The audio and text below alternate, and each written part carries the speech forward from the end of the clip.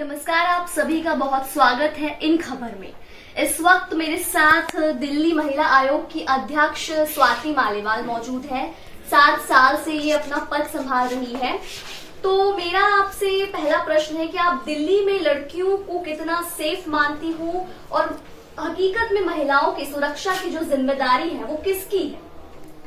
जी, पहली बात तो Delhi rape capital of the world के नाम से बदनाम है और उसका एक कारण है। हर दिन दिल्ली में 6 बलात्कार होते हैं। 8 महीने की बच्ची के साथ रेप हुआ है, 90 साल की औरत के साथ रेप हुआ है।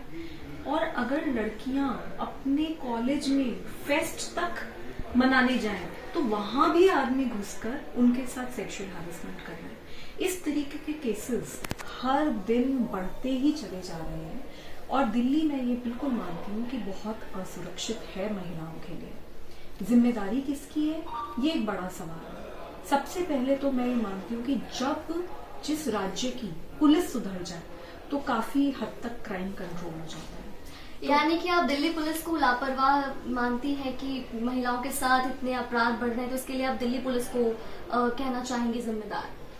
जी, जिम्मेदारी किसी एक अथॉरिटी की होती तो फिर भी लड़ाई आसान होती। जिम्मेदारी बहुत सारी अथॉरिटीज की है, लेकिन ये जरूर है कि दिल्ली पुलिस की सबसे बड़ी जिम्मेदारी है। उसके साथ साथ दिल्ली सरकार की भी जिम्मेदारी है।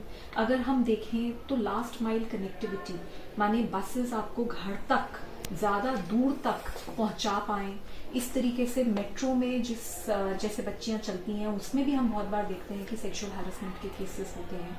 या फिर टॉयलेट्स हैं दिल्ली में, क्या वो कितने सुरक्षित हैं, या जो स्कूल्स हैं उनमें क्या सारे स्कूल्स में काउंसलर्स लगे हुए हैं जो बच्चियों से ठीक से बात कर पाते हैं, उनकी समस्याओं को सुलझा सकते हैं। तो मेरे हिसाब से ये एक मिला जुला काम है जिसमें पुलिस की बहुत बड़ी भागीदारी है और दिल्ली सरकार की भी भागीदारी है। और जरूरी ये है कि केंद्र सरकार और दिल्ली सरकार, क्योंकि पुलिस केंद्र सरकार को रिपोर्ट करती है, दोनों साथ मिलकर अगर इस इशू पे काम करेंगे तो मैं बिल्कुल मानती हूँ कि दिल्ली बदल सकती है। जी मैम, कुछ दिनों पहले आपके साथ रात में दिल्ली एम्स के बाहर कुछ घटना हुई थी, उसके बारे में आपका क्या कहना है?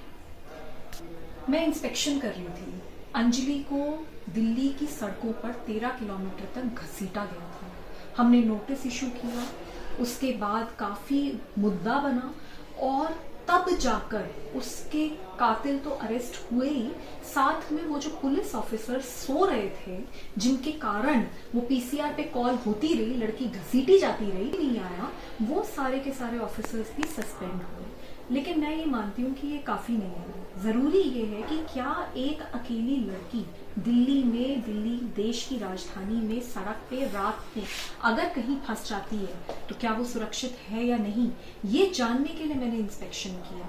मैं सड़क पे खड़ी थी, मेरे साथ ही सेक्सुअल हैरेसमेंट हुआ।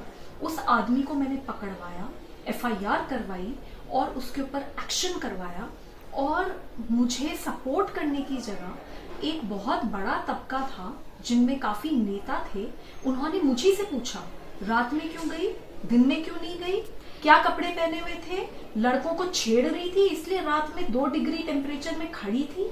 तो मैं ये मानती हूँ कि जो नेता हैं उनकी कथनी और करनी में बहुत फर्क है और जब तक ये फर्क रहेगा तब तक मैं इंस्पेक्शन करती रहूंगी और तब तक सवाल पूछती रहूंगी। जैसा कि आपने बोला कि आपसे भी इस तरह के सवाल करे गए समाज के लोगों ने कि कैसे कपड़े पहने थे, रात में क्या कर रही थी, ये था वो था, तो आप इस प्रकार की मानसिकता रखने वाले लोगों को इन खबर के जरिए क्या संदेश देना चाहेंगी, जो अगर किसी लड़की के साथ कुछ गलत होता है तो लड़की को ही जिम्मेदार ठहराते हैं, जो गलत कर रहा है उस पर कोई सवाल नहीं उठाता, तो इस तरह के लोगों के लिए आप क्या कहना चाहेंगी?